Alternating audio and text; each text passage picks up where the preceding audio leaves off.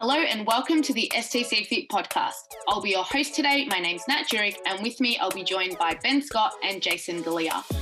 STCfit are a group of coaches who provide premium coaching and education services to high-achieving women who want to ditch the frustration and achieve the results they want when they want. On the podcast, we'll be discussing all things related to our 5-step method to experiencing total clarity in knowing how to achieve your goals, present and future. The podcast is brought to you by STCfit for all your online and personal training needs.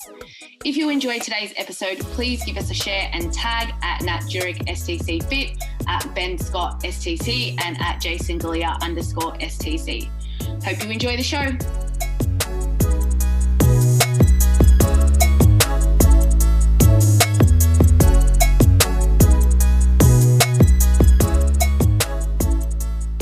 Still working these headsets, yeah, everyone? This is my first time, so if we have any water gulps or coughing or sneezing, big apologies. You're kind of going to have to get used to it, if I'm being honest, because we really don't know how to fix it yet. This is the direction we're going in.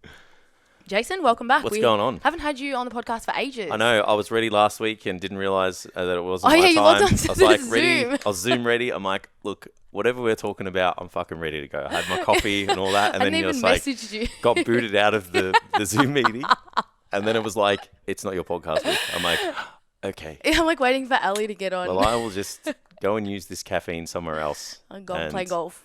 Yeah, I put it to good use. I did some filming and stuff, but I was just like, oh fuck.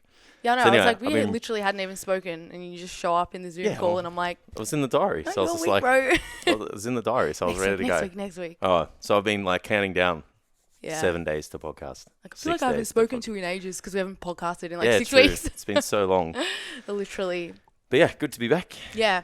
How's post lockdown training? Oh, loving it. Like, yeah, I was a little bit upset about I guess the degree of commitment that I had in the last, say, 4 to 6 weeks of this last lockdown, especially like having a gym at home. I was like, oh, there's really no excuse. I should be training to full capacity. But yeah, kind of being back in the gym and stuff was like good because I could see that, I kind of still just did enough to, just capitalize now on like, 6 to 8 weeks solid training. We're back in, pretty good shape and, pretty happy with where I would like to be. Yeah. So yeah, and then just just seeing people. Oh my God. I know. It's like, I don't even know you, man. And we're never going to like you just being really here makes me smile. Yeah. It's just like, fucking hell. I'm just that kind of person. I know. You and I both. Yeah. Everyone's like, oh, it's been real hard, like transition getting back. And I've had to ease myself into it. And it's like, man, I went out fucking the first, we were allowed to go out Friday. I went out Friday night. Yeah. Saturday afternoon, Saturday night, got home at like 3 a.m. Sunday out with family, and I was like, got to Monday, and I was like, oh, when am I going out again? When am I going to see people? And I think I was out like Wednesday night, and anyway, so I'm all about it. I'm just loving it. So and being back in the gym's obviously fun too. But can play golf, can play in fours. Go to the gym. You couldn't do fours before? Only twos, which kind of, that means you got to pick either someone who's worse than you at golf so you beat them every time, or you got to pick the person that's kind of decent so the game doesn't go as long. But so I always pick the person that's worse than me.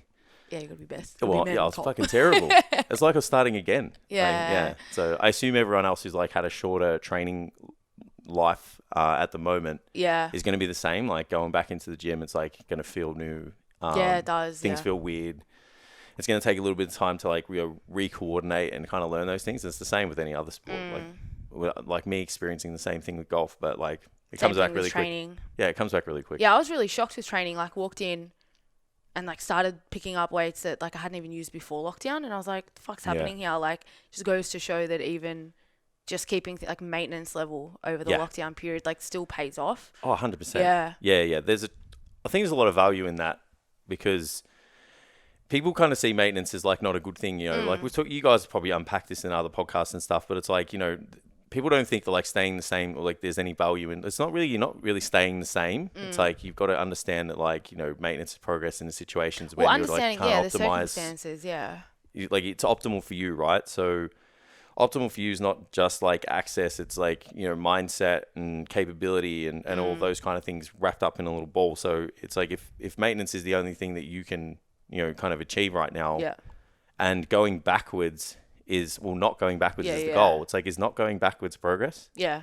You know what I mean? Because it's like, if you regress, then you've got to do what you need to do to get back to where you could have been if you just like, you know, put the white flag in the air and just said, hey, this is where I'm going to stay here. Yeah. Rather than putting that pressure on yourself to like want to try and do more, which I only kind of felt sat for today. Like for me, I was like, I actually did a really good job, like just keeping myself in a reasonably good situation. That's exactly what I said, like, because I was in the same boat as you. I was like, fuck, I'm a bit frustrated. Like, it was probably the worst lockdown for me in terms of training, like, managed to do majority of them pretty well.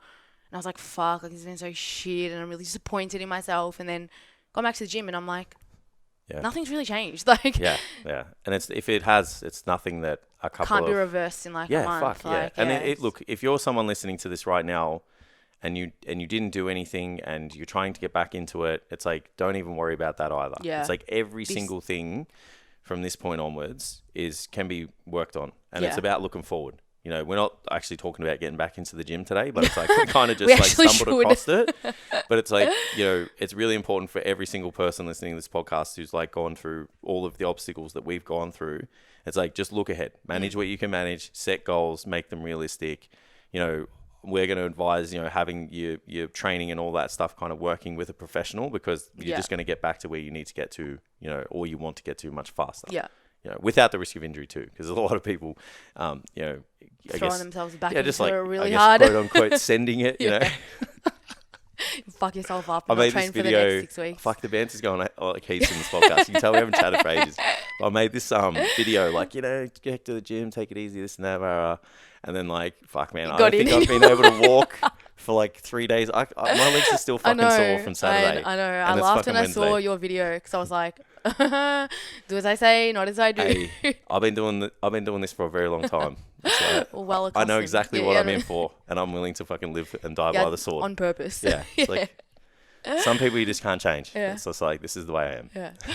We should probably get into some content. Yeah. So, what are we talking about today, Nat, specifically? Yeah, well, we've covered over the like programming variables, just in terms of fundamentals. So then Ben and I went into strength specifics. So what we're going to do today is kind of just like hand over the reins to you.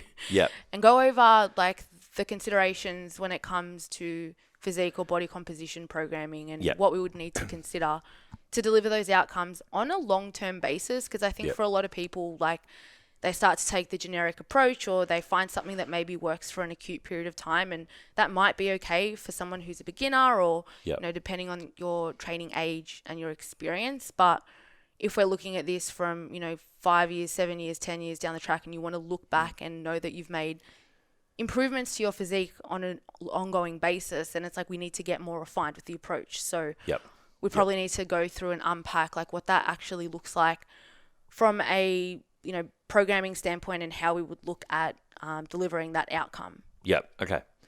This is huge. Yeah. So without it becoming a really, I guess, like boring kind of. Yeah, probably going to put like one arm in the lab coat. Without it becoming you know, really stagnant, just going over like textbook based stuff. Like when we look at physique based outcomes, we need to really understand, I guess, how that person wants to look.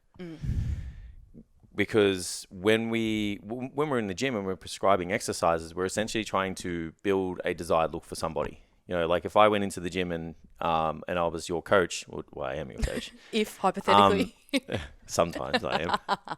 And I was like, you know, just gave you like a bunch of pressing, bunch of like, you know, leg work and stuff, like maybe quad dominant or something. And it's like, over time, there's going to be adaptations that are going to happen, and we're going to support the external environment for them to happen. You can be in a situation where you're just like, I don't really fucking have, like progress has happened. You know, you've achieved a outcome, but it's not what you wanted. Yeah. You know, you look in the mirror and you're just like, this isn't really what I'm trying to work towards, you know? Like I remember, you know, when I was younger, I had no understanding of like, if you target tissue, it grows, you know? Yeah. So all I did was like fucking bench press and curls in my like home bench press. Yeah. And I just did like heaps of push-ups, because when we used to do soccer training, like if we got in trouble, all we did was push-ups and sit-ups. So I had like fucking the best abs and chest known to man, and biceps at like 14, 15 years old. But it was like... Is that not all of 14 or 15-year-old ones? It's very, very true. But then it's like, it's not an accident but there's a lot of, I guess, like skill acquisition and bad habits and movement patterns that, you know, you become, I guess, like biased to. So it wasn't an accident that, like, I didn't have really developed triceps and I didn't have really big shoulders and I didn't have a back at all. You know, and it took so long to get those things back because I had to be very, very strategic about the approach, because for so long I was just like, just fucking work out and you'll look like, you know, whoever. And it's not necessarily the case. So that's a really important thing to know. So like typically if you're working with females, they want nice delts, you know, nice capped delts. I mean, males do too. And then a nice developed back. And then obviously, you know, the front of the legs is like, yeah, sure, you want some quads and stuff, but it's all about like the glutes and the hamstrings, really. Yeah. So it's like, to do that, we've got to go, okay, well, we've got to distribute this work and select these exercises to challenge the musculature of those areas, because that's kind of how the adaptation process happens. You know, if we talk about what the fundamentals of programming, or what the decision-making process comes from when we talk about programming, it's like, what's the specific adaptation? Yeah. You know, and it's like, okay, well, how does that adaptation happen? It's like, cool, we've got a stimulus, it shifts the internal environment, and it's like the body fights back by adapting. It's like, that's, I guess, the process of adaptation in a really, really brief kind of summary, which I think we've unpacked on another podcast. And then it's like, cool, we've got a period of time where we need to rest and recover, and then the process repeats itself. Yeah. You know, but it's like, to make sure that this person, you know, gets this specific outcome, it's like, we have to, you know like how our muscles kind of grow.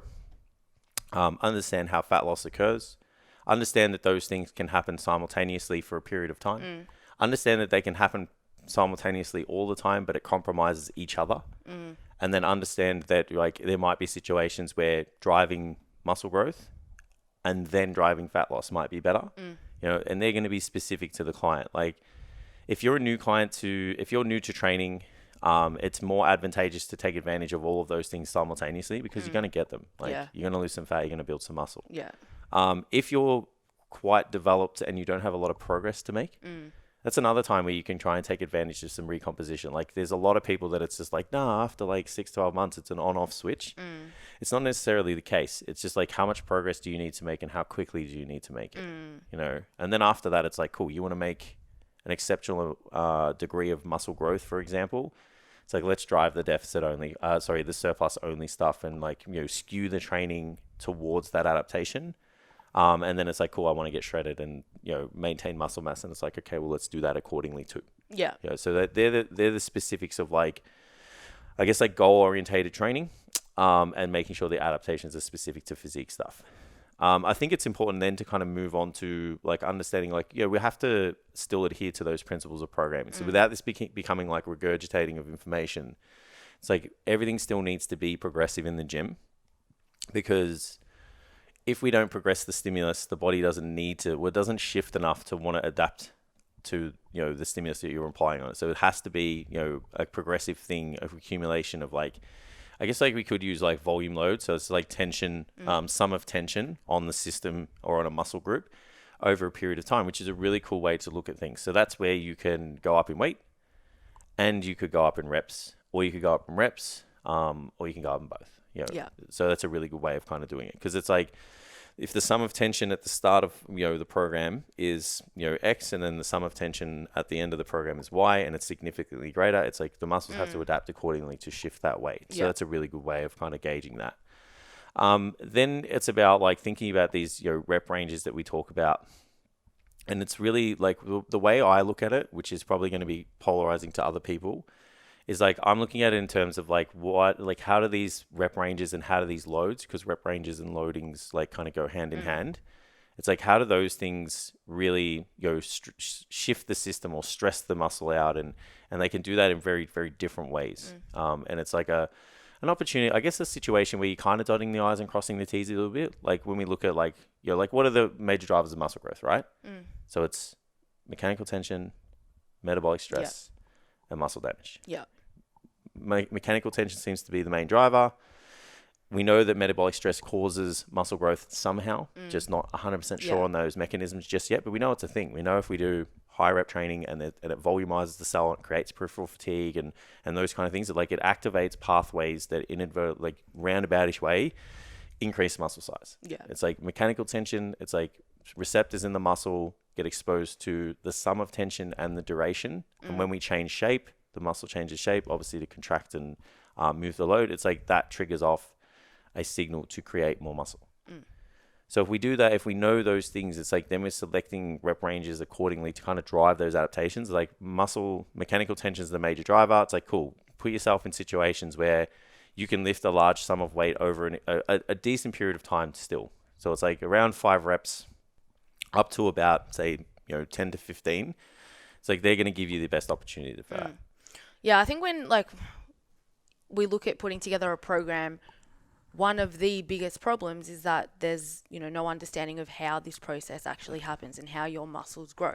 Yep. So if we don't understand that, then how would we know how to influence that through the program? So that's where a lot of people sort of miss the mark, because we don't understand how this process actually happens from a mechanistic standpoint. So we can't then go and put that on paper and actually allow that to happen through process. Yeah. So I guess without like putting too much, putting the lab coat on too much, it's really important that we understand that the muscle growth and the fat loss process kind of does happen based off the environment that we're creating. So if we're training hard, we're demanding our muscles to produce force, we're creating muscle damage, we're stimulating our muscle protein synthesis pathways to create muscle tissue. And then we're obviously creating a really energetically costly environment too, where we're it's about activity from training and obviously the demands to repair the system as well as make more tissue. So it's not just protein orientated, it's obviously calorie orientated too. So those things will then inadvertently require some calories being ingested from the diet and obviously some calories being burnt from fat too. So it's all of a sudden we are in this environment where we're creating muscle, we're changing the shape of our body, we're reducing body fat, and this person's overall shape can change. And that doesn't necessarily mean that the mass will change. I've got that many before and after pictures that it's this person's the same weight. Yeah. And it's they're two totally different people, physique wise. And it's that's what we're kind of working with. We're working with the changing of shape. That's what a physique based outcome is for somebody. Yeah, I think it's important to highlight because a lot of people who are invested in fat loss or say weight loss are obviously looking at the scale as that being the biggest reflector of whether or not that's happening. But if we're actually looking at changing our physique, we know that if we're using things like photos, that is going to be a better indication of what's actually happening from a physique standpoint, because we can see the difference rather than just sort of relying on this arbitrary number. Yeah, well, our results interpretation is threefold, sometimes 4. It's there's got to be a physical component because obviously, for a lot of my clients, your clients and people listening to this podcast, they're driven by how they look. So if you don't look great, it doesn't matter what if you don't look the way you want to look, who cares what the numbers look like? Yeah, 100%. It's no different to the physique clients. It's no one cares what your body fat really is on stage. It's just make sure you look you fit the criteria. Yeah.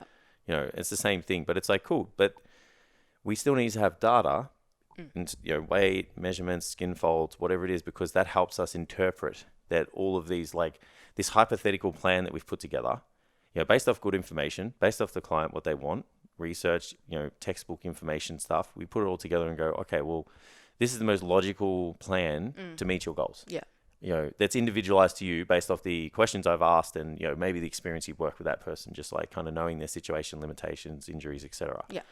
So then it's that raw data is going to be the how we interpret the results and make adjustments. Yeah.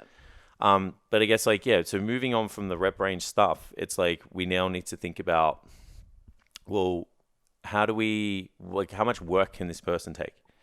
And how do we quantify that, or how do we measure it? So this is the hardest thing to measure, in my opinion, because it changes. It's a moving target, no different to maintenance for a person. So I can't sit here and say to you guys, Nat, if you did 80 sets a week, you'll grow or you'll maintain your body weight, your body mass. If you did 95 sets a week, that's the minimum effective dose to grow tissue. And if you did 130 sets a week, that you'll maximize your growth potential and be able to do that. I can't sit here and say that. But what we can kind of, I guess, a roundabout-ish kind of prescribe for people is like there's definitely like a minimum effective dose for somebody to, I guess, like grow at a slower rate.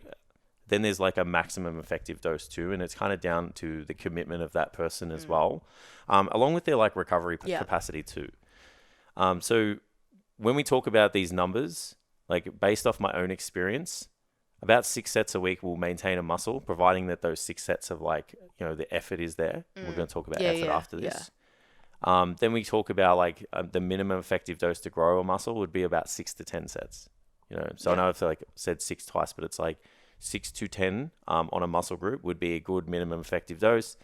And then you've got like, I guess like that 10 to 15, 15 to 20, where it's like you've got the maximum adaptive response and then maybe a maximum recoverable response where you're really pushing the limits and making sure that you've got all your I's dotted and your T's crossed to maximize that anabolic stimulus.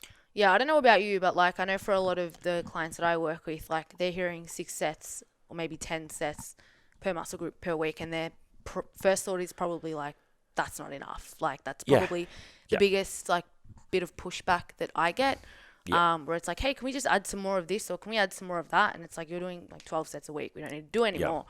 So it's probably one of the biggest things that is misunderstood or misinterpreted when it comes to what's actually required. Well, it's that, and then it's like, this is where we start to get into this like nuance, and we kind of, and which is the reason why we can't actually give you a definitive number, because let's say I'm a really highly trained individual. Like I would like to think that I sit in the lower end of the spectrum of that group. Like I'm not up the top because I don't want to dedicate my life to training. You know, I've got other things that I want to fulfill. But it's like I would be able to get probably out of 10 sets in a workout or over a week of a muscle group, probably a pretty maximal kind of, you know, return for my effort. Lots of practice. Yeah. Know how to move, know my limits, you know, can bury myself and kind of keep myself really safe. To accrue that same amount of stimulus for someone who's a intermediate, because I tend to find they're the most challenging, they might need 15 a little bit more than that sets to do that. So this is where it's hard, because you got to know your client. It's like, do you have an athletic background? Do you have that grit? Has anyone taught you what failure looks like and feels like? You know, it's like, what skill do you have? And I like, look, dedication as well. Like, you know, what commitment do you have to bury yourself in a machine? You know what I mean? Like in a safe environment, which we would create. So it's like, this is where it's like, it's hard, but it's like, if we can kind of work off these roundaboutish, it's like, look, the 12 exposure, like 2 exposures in a week in terms of frequency per muscle group. And then it's like a maximum 10 to 12 exposures of a muscle group in a workout. It's like, we're kind of doing okay there. Yeah. Because it's like we've got 2 opportunities in the week to kind of stimulate that tissue. You know, so it's like we can go through this cycle of like bit of damage, adaptation, repair, and gain, and then it goes back down to baseline, and we stimulate it again and go through that process. So that's a really good strategy in terms of frequency. To do that, it's like, we don't need to do 20 sets. You don't need to do both workouts where it's like, hey, bury yourself with this one muscle group. It's like, you can do that if that's the focus for your mesocycle, but it's like some people just want to like look good all over too. Yeah. So it's like, this is where it's really, really hard. But generally, it's like, you guys will have muscle groups that are dominant. You have muscle groups that don't need a lot of work. You would go the minimum effective dose on those, or the minimum dose to keep them as they are. I would recommend that being about 6 to 8 sets a week. Yeah. Depending on who you are. And then it's like, cool, you want to, I guess, like a minimum to moderate effective dose of growth on another muscle group. It's like, cool, go for that, like, you know, 10 to 12 kind of sets per week. And then it's like, cool, your focus for the mesocycles, your glutes, cool, drive it up, maybe 12, 15, 20 sets. It's like, but it's like, you can't do that for every single muscle group. Yeah. It's like, think about how many muscle groups we have in our body. Yeah. It's like one muscle group it's a group, so it has muscles within it too. So it's like, there's hundreds of muscles. Yeah. And we need to make sure that we can recover from the work that we divvy up to this person. And that's where the adaptations are going to come, because if you aren't performing well and you aren't progressing in your workouts and you're having all this like shitty junk volume, it's like, we're not giving ourselves a situation where we can recover and adapt. You know, so this is an important thing. So then I guess we can move on there to understanding when we've done enough and then maybe not enough and too much, you know, in terms of volume. So if you're not progressing in strength, and you're in like, say, the first 4 to 6 weeks of your program, it's highly likely that, like, we've kind of bitten off too much. you're not sleeping well, you're feeling irritable, like, compliance, so you don't want to go to the gym, there's a lot of muscle soreness, those kind of things. It's like we've probably done too much. If you feel like you're getting through your sessions and there's a little bit left in the tank, there's minimal muscle soreness, if any at all. And you kind of are getting through your workouts, and you're also getting through exercises and thinking you could do more. Your sleep's doing really well. You're getting 8 hours a night. You're hitting your hydration status markers. You're hitting your macros. You're hitting your protein. There's some considerations there where you could probably do some more work. Yeah. So this is where there's a really good collaborative process of like client and coach. And it's like, cool, like let's drive some more volume in these particular exercises. You don't have to do it blanketly across the program, but it's like just drive it in the work that you want to, for example. Yeah. And then, if you've got it in the right spot, it's like, cool, there's a little bit of muscle soreness. You kind of know that there's enough. You reflect on your workout and you're like, it was fucking hard, but you made it. Yeah. You're making progress. Like everything looks good. You got all your I's dotted and your T's crossed externally outside of the gym. And it's like, that's when you're in the sweet spot. So, and then the last, say, 2 weeks of the program, in my opinion, the KPIs are never that great.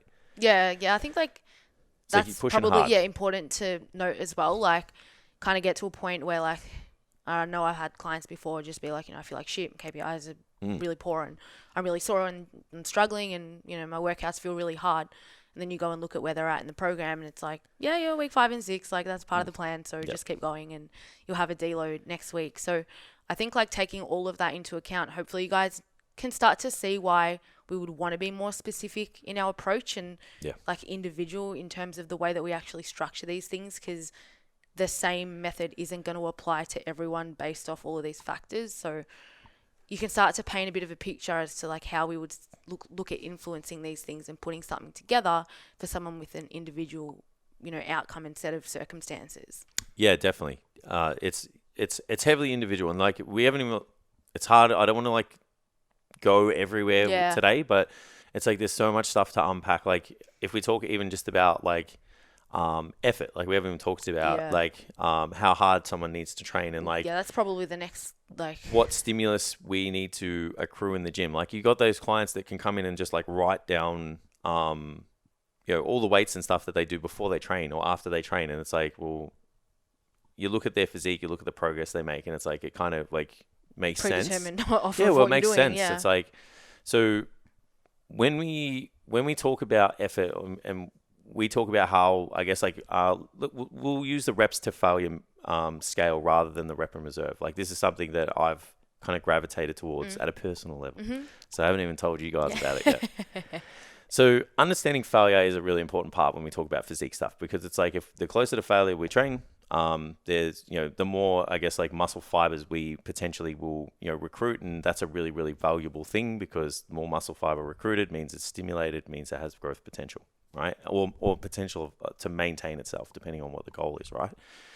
So loadings, how heavy we train, and rep ranges can influence how close to failure we need to train. Yeah. Right? So if we do lower rep training, we talk about this like mechanical tension driven training. The reason why it's so effective is because from rep 1, the load is that heavy that it's stimulating. Yeah. It's like the signal from the brain is going, this is really heavy. So it's all hands on deck. Yeah. It's like recruiting it's like getting everyone in this room to pick this table up. Yeah. Straight away. And it's like every single step we take with this table, it's like, fucking hell, I feel it. Where if we got, like if this table was half the size and there was just us in this room, we would probably have to walk 3 times the distance for it to challenge ourselves. Yeah. And that's when we start to move to like moderate to heavy loads. It's like, to stimulate, to get all hands on deck, to get every single person to carry this like table that's half this size, we're going to have to walk longer. The set's going to have to go for longer. There's other, fatigue that has to start to happen to affect the internal environment of the muscle to start for the brain to go, hey man, like you guys need to get in on this now. And that's essentially what understanding this like effort scale, this rep to failure scale gives us. It's like, we don't necessarily have to, train to failure or like when we use these heavy loadings because of the stimulation that they already have, and it's pretty unsafe as well. And then when we get this moderate loading, it's like we can train to failure. We just don't have to train right to failure, and we don't have to do it all the time as well. Yeah. And then it's like when you do like lighter load work, and I guess like lighter load work in my opinion is like over 15 reps. It's like you kind of have to. It's too light. Yeah. You know, to not train to failure or like within one rep to get that recruitment, to, you know, kind of trigger off all of these, like stimulate these processes to make muscle and develop strength or maintain muscle mass. So yeah, it's like understanding that is quite important too, because people don't really train hard. And I understand that, like, you know, self-selecting effort has its own kind of pitfalls and whatnot. And it doesn't seem to differ from like a trained athlete to an untrained athlete. Like the scale, like we all still don't really know, but it's like you can kind of teach it. You know, I think that's the thing. Like, it's a learnt skill. Yeah. Like teach someone to bury themselves in a safe environment and they understand the feedback. Yeah. It's like being, you know, we always talk about, like, you know, we wrote an article, it's like, is a gauging training session success or something like that. And it's like, all it is going through the things that you have to be conscious of and reflective of, rep to rep, set to set, workout to workout. So it's like, we can use that model and reflect on how hard we train to and get that person to feel, you know, the effort, feel how much you had left, and just do it in an environment where they know they're safe, because that's when the effort comes. You know, we talk about this, like, stability and unstable environments and recruitment and confidence and, you know, all of those things. It's like all these things together will actually create effort for somebody. Well, that's it. And like, you're putting yourself in a position to willingly be uncomfortable. It's like somewhere that we don't naturally want to sit. So in order to put yourself in that position, like, you've got to have all those other things, you know, happening so that you actually feel confident enough to be able to get yourself there. Otherwise, like, there's just going to be a lot of hesitancy and you'll kind of pull back and withdraw because the environment isn't safe enough for you to do that. It's the feedback going back to the brain is just, this is unsafe, so we're not going to do it. Yeah, so it's like, if we're in a good environment, we've got the right mindset, you know, we've been given the pep talk, we're prepared for the gym, you know exactly what's ahead of you, and you're in a movement that you know is safe, and you know, if you did kind of just work to the point that you can't do it anymore, nothing happens. Yeah. It's like all of those things are a great environment to teach this scale of effort for someone. Yeah. It's 100% going to improve and differ as you get fitter and more confident, and I totally acknowledge that. But like that, learning this scale is really important for people who do want to kind of, I guess, like, look really good, because it's like, that's really triggering off these adaptations that we want. Like, the progressive overload triggers the adaptations. Working with the degree of effort, you know, is still needed as well. You know, and it's like not one or the other. It's like we kind of need all of these things to work hand in hand. Progressive overload's the adaptations that are happening. You know, it's like the adaptations happen from progressive overload, but how hard we work makes progressive overload kind of happen to a degree as well. Yeah. You know, so they're quite important, and we don't have to train to failure at all times, but we have to train pretty close. Like, you got to fly pretty close to the sun, and you just have to acknowledge that, like, if we train to failure, it's like the recovery demand for that is a little bit greater. So we just need to consider like how often do we do it in a workout, and how often do we need to do it over a meso? Yeah, and that's obviously like where having a program is very important, because like a lot of people kind of like sit on either side of the scale where it's like they're doing that all too often, they can't recover from it, so they're having to take weeks off training because they're just pushing the limits for what their ability to recover from allows. And then the other side of that is people who don't train hard enough at all, so they just look like they shit. don't get results. Well, they just don't get the results they want. So you've got to kind of meet in the middle. And like, I totally acknowledge that being a bull at a gate is a hard thing to peel back from. So you can actually micromanage that. You know, so that's when you're like your mid-program deloads, and you know, there's other strategies where you can kind of like work with that mindset. Like, you can't change that. Like I've never changed it with a client, and I'm quite similar myself. You just have to know, where am I depleting this recovery job, and how can I fill it back up again? Yeah, well, ultimately, I mean, like, that's kind of the mindset that you want to sit in. It's like you kind of want to be that person. If you can find a way to kind of streamline that so it's still manageable and works in your favor, then that's kind of where you want to sit.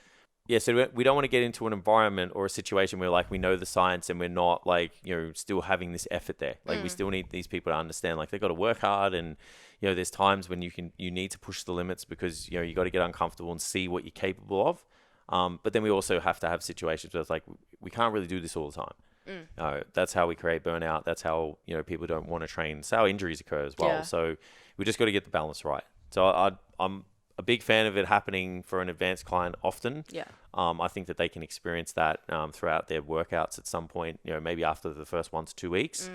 And then it's like, if you're a beginner, you're an intermediate, it's like just build that effort up over the workouts, over your program. And it's like, maybe the second half of your program, you experience it infrequently. And then towards the end of your program, you're experiencing it a little bit more often, where it's safe, like burying yourself on a back squat at a 6 RM. That's kind of silly. And you don't need to do that either. So, and it's highly unlikely that you would do that. Yeah. That's kind of, I guess, the best place to kind of leave that.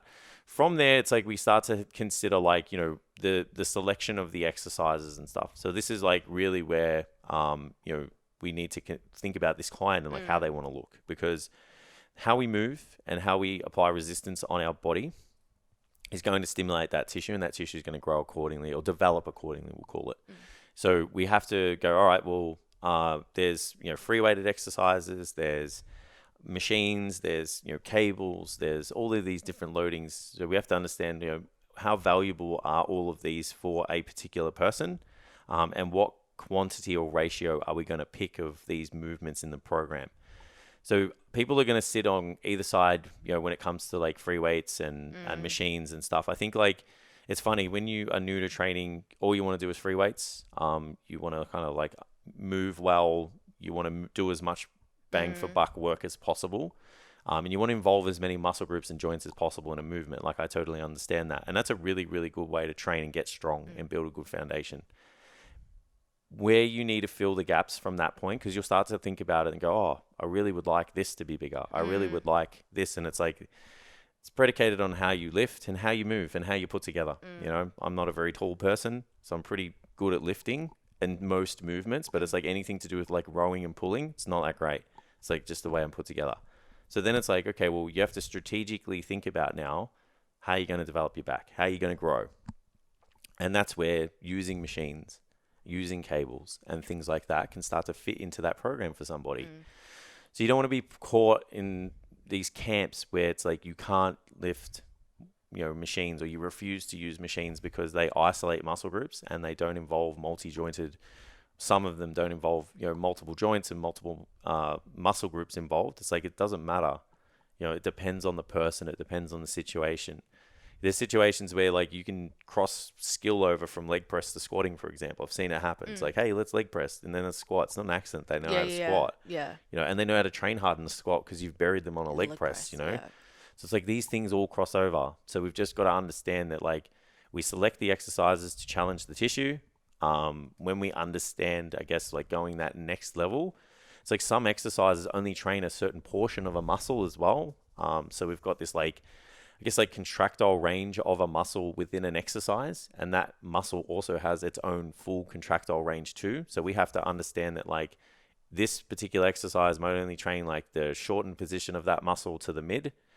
This exercise might train the mid to the lengthened position, and this particular exercise trains the lengthened position. So if someone wants full muscular development, they would want exercises selected to work across that full contractile range.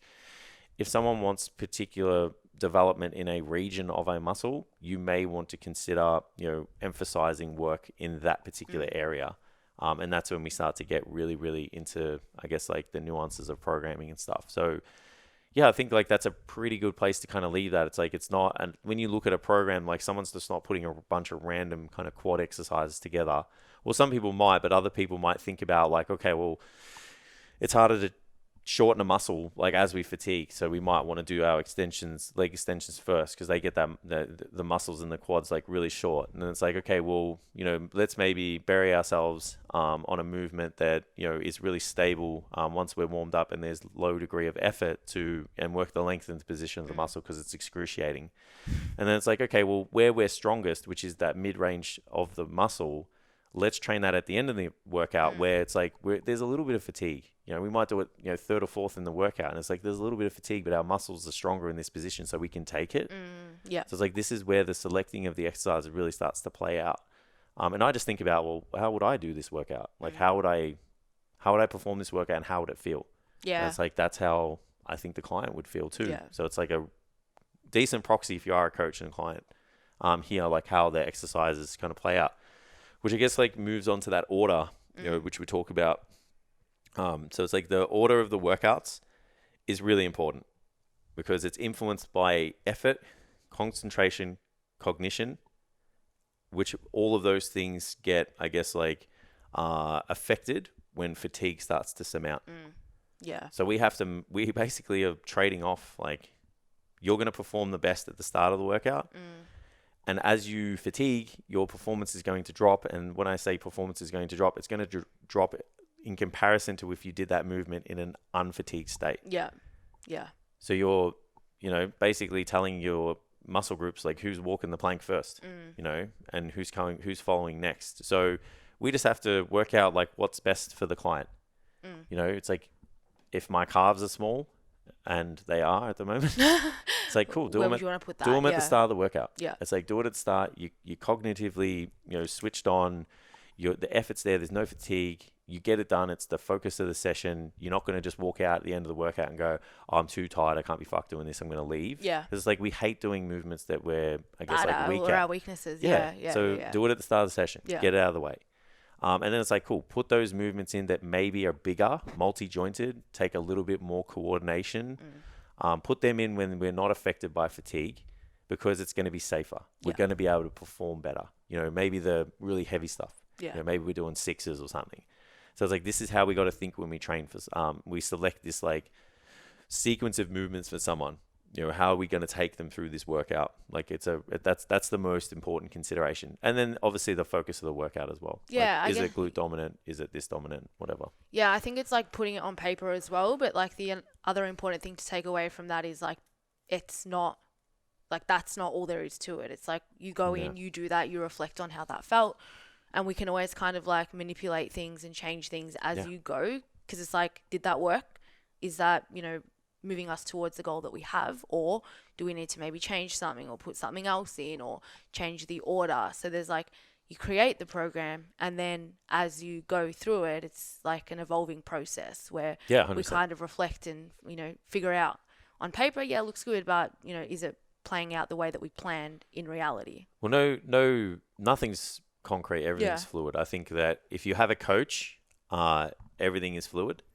If you have a trainer, then it's kind of more concrete, because they have that, like, degree. They don't have a degree of flexibility just because they have a method or whatever, or they just don't have coaching skills and they can't kind of work collaboratively with somebody. So we need to, I guess, just acknowledge, like we said before, this is a hypothetical starting point, and feedback's really important. I think it's also important to just acknowledge that, like, we're making trade-offs at every moment, in our programs at all times. Yeah. So it's like, but the trade-offs should be logical and the gains should be specific. So it's like, if the trade-off for me is like extra volume to like my hamstrings and glutes and rear delts, because that's the focus, like that's the specific adaptation. That's the focus. Then the trade-off is going to be, well, maybe like I don't get to do as many chest exercises. It's like, I'm not going to get as big of a pump because, I'm already kind of really good at these exercises. So I just have to acknowledge that. Yeah. And that's what some people struggle with. It's like, Yeah. we love to be good at shit. Yeah. So we gravitate towards That's why we those. do all the things that we like in our programs. Yeah, it's like, if I said to you, like, just go off and do whatever, you'd probably struggle with it now being so regimented, but it's like, you'd gravitate towards those movements you're good at. Yeah. Every single person does the same thing. So when you take them away at the sacrifice of the gain to improve your physique, it's like, some people really struggle with that. Yeah. So it's like, we just got to stick to your guns, and I guess reinforce why. It's like, if we do this, this is what's going to happen. Yeah. You're going to, at some point, we're going to bring things up. You're going to have this X frame that you want, where you're just going to look, have this V shape that you're after, whatever it is. And it's like, that's what we're here for. So it's like getting that person bought in at all times. Yeah. So I guess, like, moving from there, it's like these little, I guess, smaller components of writing programs for people from a physique perspective. It's like looking at like the rest period stuff and looking at things like tempo and whatever. So when it comes to rest periods, it's really interesting because you used to think that like the shorter rest periods are better for hypertrophy, because we've got these like, this growth hormone happening, and we're, this cortisol, and there's all this stuff that happens when we kind of shorten these rest periods. So it's more advantageous to, shorten the rest period, because we get more recruitment, there's more fatigue, and we can subjectively feel that we're working harder. So research has actually, kind of done a full 360, and it actually suggests that the more recovered we are to train, the heavier we can lift, and that's going to coincide with, greater gains. Now, it doesn't work for everybody because we certainly acknowledge that there's a time component to that. It's the same with like people who want to, I guess, like accumulate sets in their workout to drive adaptations further. Yeah. So we're still capped by time. If you don't have the time, you can't do it. Yeah. So it's the same here. So this is like, if you have a time limit on your sessions, you either got to get more creative with your program design and maybe do some like, antagonistic muscle groups. We can do opposite movements and stuff. So you move into one thing into the other. Maybe do some supersets, giant sets, that kind of stuff. And make sure that you do everything you can to be as, I guess, as rested as possible to go into the exercise. But you also need to standardize that too. So if we're just like 7-minute rest period here because I jumped on my phone for too long. Yeah. 15-minute rest period next because I spoke to a guy I haven't fucking seen in 2 weeks. It's like, I know, these 2 weeks of training, fuck. I was avoiding everyone today like the plague.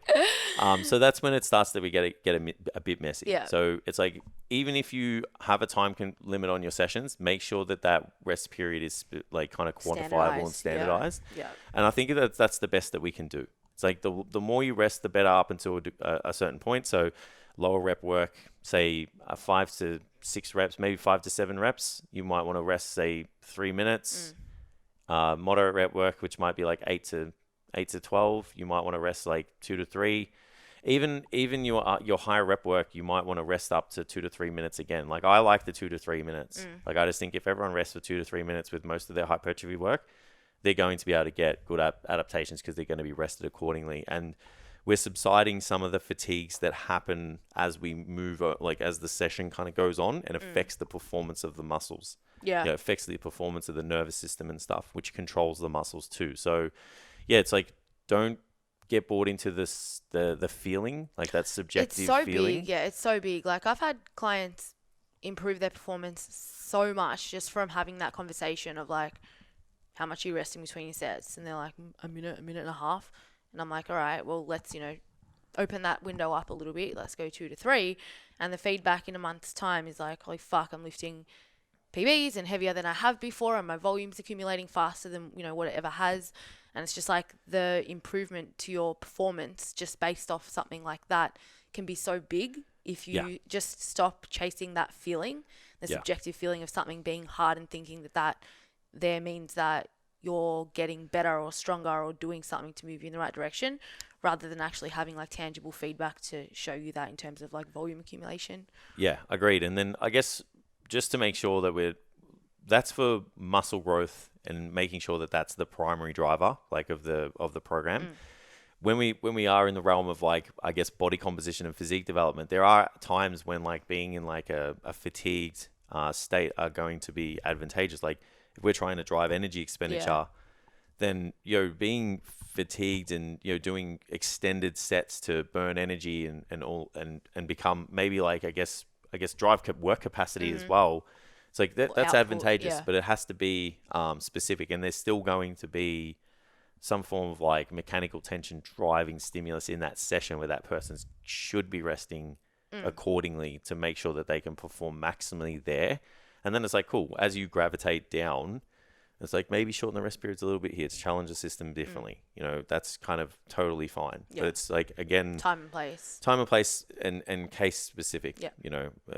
Again, we could probably play a drinking game with the whole specific thing. It's like how many times we say specific in this session. I know. I think from there, like the rest of the stuff is like talking about tempo. I think the last things to talk about is tempo, which I want to talk about because... How did I know you would? Well, it's probably one of the more butchered variables when we think about it in physique, because we still look at the feeling. We still go off that feeling. And people think like, if I slow things down, I feel it. And if I'm slowing things down, the muscles under more tension. If tension's great, more tension's good. So more time means more tension. So that means more muscle, right? So it's one of those things where it has a ceiling. Everything has a ceiling or a threshold. So we have to just know what the threshold is. Now, it's tremendously valuable to work to a tempo, to make sure that you are, I guess, like not creating too much external momentum. You're making sure your muscles are shortening and lengthening, controlling the load. But I think at some point it does kind of wear off a bit, especially as you become more of a trained athlete. Yeah. So if you're new to training, great variable. If you're trying to maybe take advantage of, working certain positions of the muscle, maybe challenging it in a different way, trying to drive a different levels of fatigue and degrees of tension, because when we stretch a muscle, and we can apply passive tension, and when we, I guess, contract a muscle, that's creating active tension. So they actually influence a muscle and create the sum of tension differently. So we can alter those things depending on what the intention of the program is, or for that particular exercise. But it's the time that is still capped, because if the movement's too slow, the load's going to be too light. Yeah. And then we're not going to be accessing a large degree of high threshold motor units, which means there's large amounts of muscle fibers that aren't going to be activated in that exercise. So we've still got to kind of have this thing where it's like, if I'm doing a tempo, I need to know why, and it's still capped. Like I still have to be driving load at some point. I still have to be having this progressive intensification over the program and exposing my muscles to heavy loads somewhere else. Yeah. Because we need to make sure that we've got this recruitment. That's how I've kind of pieced this together. And it's like, we look at data, it's like self-selected loads worked to, let's say 2 rep in reserve. If you do the same kind of tempoed movements, 2 rep in reserve, it's like the muscle growth's the same. Yeah. So it's like, there's that. And then there's like, well, why add a variable in that's going to be really hard to track too? It's like, who's got a metronome that they go to the gym with, and go, okay, so I did it 4, 2, X, 2, 1. Yeah. Then it's like, did ask themselves a question halfway through their set, like, was that 7 seconds? Like, yeah, it's so hard to track. It's such a, it's like, I get the standardizing of it. You can't micromanage it. Like, you just can't micromanage it. It's not accurate. Yeah. And, it's just, so then it's like, I definitely understand that there's a need for it when you're new and you're trying to work things out, and there's specific situations where you're working parts of the muscle or challenging the muscle in a different way. But it's like, it's not a gospel thing. That's probably where the problem comes from. It's like, it's spoken about as the method. Like, I've seen, if you haven't tried tempo training, like, try tempo training. And it's like, is that a thing? Like, when we understand this, like, we can kind of see why that wouldn't be the method that we're applying in terms of how to train. Well, it's a method, but it's gonna work for anyone who hasn't done it. Yeah. For a period of time. Yeah. And then it's like, okay, what happens when it stops working? Yeah. It's like, there's other things that need to be adhered to first that are more important. It's like, if we had a pyramid, this isn't the bottom. Yeah, yeah. It sits up the top. Yeah. It's a player, but a very small one. Yeah. It's like, there's other stuff. If you don't have, the specificity, you don't have the loading, you don't have the rep ranges, you don't have the volume, you don't have the rest periods, like, you don't have all that stuff on lock. Exercise selection, all of that, order. Your tempo doesn't matter. Yeah. Like, you're working off things backwards. A hierarchy. Yeah, so we've got to tick those other boxes first. Yeah. Which is why this is at the end of the discussion. Yeah. But I think, like, that's probably the best place to kind of like cover for everything. I think the most important thing that I see people do that I would like to see a shift in is just those biases towards like specific exercises, and even just like looking at other people who say like, this is the best exercise and this is the best way to do things, when, that person's built completely opposite to somebody else. It's like, and their training experience is different. It's like, one, you're not seeing the complete picture of like, this is my favorite exercise. Like, it's probably your favorite exercise now, but it's like, what about the other 15 years that you were training? What were you doing then? So it's like, that's going to change. Like, you're all going to go on a journey where you're going to like lots of free weighted stuff. Then you're going to like a combination. And then as you get more specific, you're probably going to gravitate to more machine work for a reason. And it's the same when someone says, oh, this is how I did this. It's like, is it really? So it's important to not, I guess, bias yourself towards like certain things, and be really open-minded, because I've done it. Yeah. And it just kind of hurt the progress that I could have made personally, and it changed the decision making for my clients too. But it's like, now it's like, okay, so we've got all these things on the table, and it's like, I'm going to pick the tools that are best for the person that's in front of me. Yeah. Well, I guess it's just like a nice reminder to not kind of get dogmatic in terms of the way that you're setting things up. And understanding all of the things that you're working with and how you can best manipulate those during a specific time or phase for someone based off what they want then and there, because like that might change, and how we would then put together something to influence, you know, maybe another outcome is going to change again. So, you know, when we have an understanding of what all the variables are that we're working with and how they influence putting together a program, then that just makes that whole process like streamline, makes sense, like you can rationalize it, and then you can obviously reflect and make changes when things are or aren't working the way that you planned. Yeah, 100%. And I guess the last thing that I was going to talk about was, oh, geez, I've kind of gone blank now. There's a lot of things to talk about. No, that's it. That's all right. Wrap it up? It kind of just like skipped my mind. But yeah, there's a lot to this. There's a lot of moving parts, and I think that people need to appreciate that. But yeah, like hopefully by now, like people can sit there and go, okay, well, when I look at a program, I can look at it a little bit better. I can see the moving parts and I can see the thought process behind it. You know, I can see why this person's done this. Or even if you guys are like coaching yourselves, like you can kind of see where the steps are to make this like, I guess, more logical and specific for you. Yeah. You know, or see where they're missing. Yeah, 100%. It's like, that's what we want to achieve. It's like, we want you guys to have better conversations with yourselves, better conversations with your coaches, and want you to be able to ask better questions. Yeah.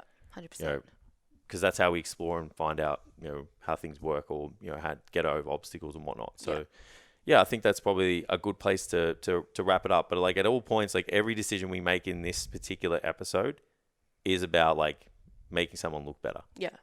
You know, there's a totally different ball game if you've been listening to this content and going like, yeah, but what about this? And it's like, oh, but I want to get strong. How do I get stronger? It's like, go back to previous episode. There's a hybrid method to this, and it's like if you've listened to the strength stuff and then you've listened to this, you know, kind of physique approach, it's like you've just got to find the degree that works well to blend them together, and that's still an art in itself. Yeah, and needs its own conversation. Needs its own specific considerations too. It's like, well, you just have to know like adaptations to strength, adaptations to muscle mass, and then like what distribution are you going to shift between one or the other, like in terms of physique training and strength training. And it's like, what can that person recover from, and like how technically skilled are they?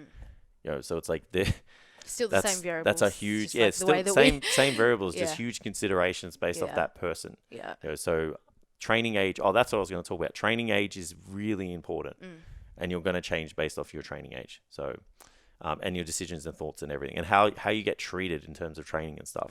So the more skilled you become, it becomes a totally different ball game. Yeah. And using things like intensification techniques and stuff, which is what I was going to talk about before. It's like, you don't need to do those things at the start. It's like least mode is the best thing to do. Do the least amount, get the maximum result. And it's like, because once you get to an intermediate advanced client, you're trying some really cool shit. Yeah. But it's like, you don't need to do that at the start. Yeah. Build a good solid foundation. And then it's like, cool.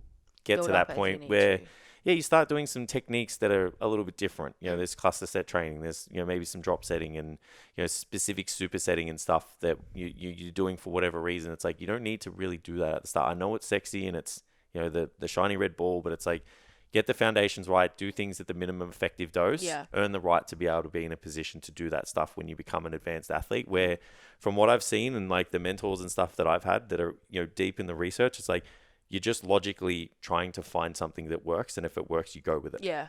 Like, they don't actually know, because they're not going to get a bunch of highly trained athletes and just train them all in different ways for 12 weeks and be able to quantify it. Yeah. Just no one's going to do that. And it's so raw yet. Like, muscle growth research and body composition stuff is really, really raw at the moment. So, yeah.